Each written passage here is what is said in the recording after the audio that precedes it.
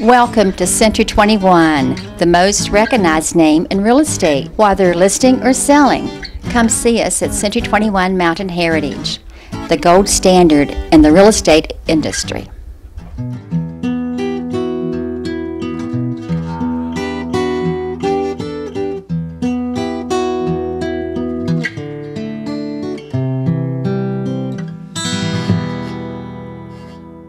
The ATV industry is a big thing here in the state of West Virginia. The governor, he supports it. You know, I was reading a thing in the paper the other day about Governor Manchin supporting. It's a big industry here in West Virginia. You got the Hatfield and McCoy trails, and you know, a lot of people are making this a family sport now. If you're going to ride an ATV, they have to respect the ATV. The biggest thing, being safe.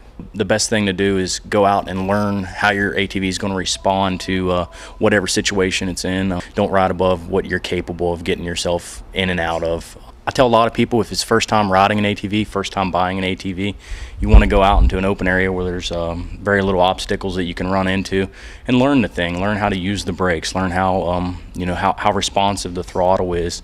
Another big thing is people tend not to maintenance their ATVs. It's just like a car. You want to replace the tires when they need to be replaced, service the thing, go over everything, make sure all the nuts and bolts are tight. Prior to taking a ride, are there any precautions that would really help people out? And ATVs come with a owner's manual.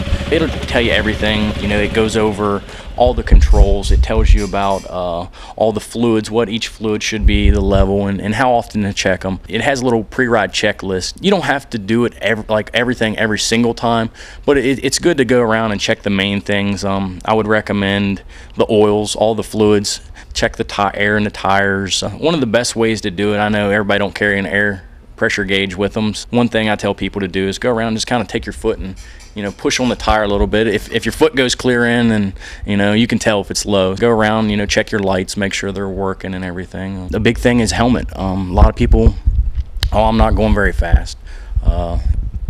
You don't have to be going fast to fall down and hit your head, and that could be the end of it. Safety gear and stuff like that, goggles, long sleeve shirt, pants. A lot of accidents come from, hate to say it, alcohol.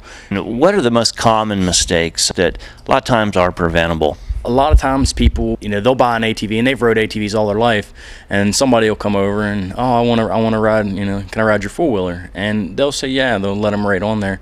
The thing is, you have to be cautious because, you don't know what that person's experience is on the ATV. They might be used to something a lot smaller, and they get on a bigger four-wheeler and go out through a field or out through the woods, and next thing you know, they've hit a tree or rolled it over. If you're going to let somebody else ride your ATV, you need to make sure that they know how to ride it and they ride responsibly. Make sure they have a helmet on for their safety. For hunters, got their guns, so forth. They might be having a deer they're carrying back. Any common problems there? You can get rifle holsters or scabbards. And if you're going to be hauling a lot of gear out into the woods, you want to make sure it's all secured. They make gun holders that mount right here on the handlebars. That way both hands are on the handlebars while you're riding. If you kill a deer and you're going to haul it out, there might be a steep hill or something like that. You need to remember, okay, if I have it on the back, that puts more weight on the back of the ATV, so the front end will be lighter then.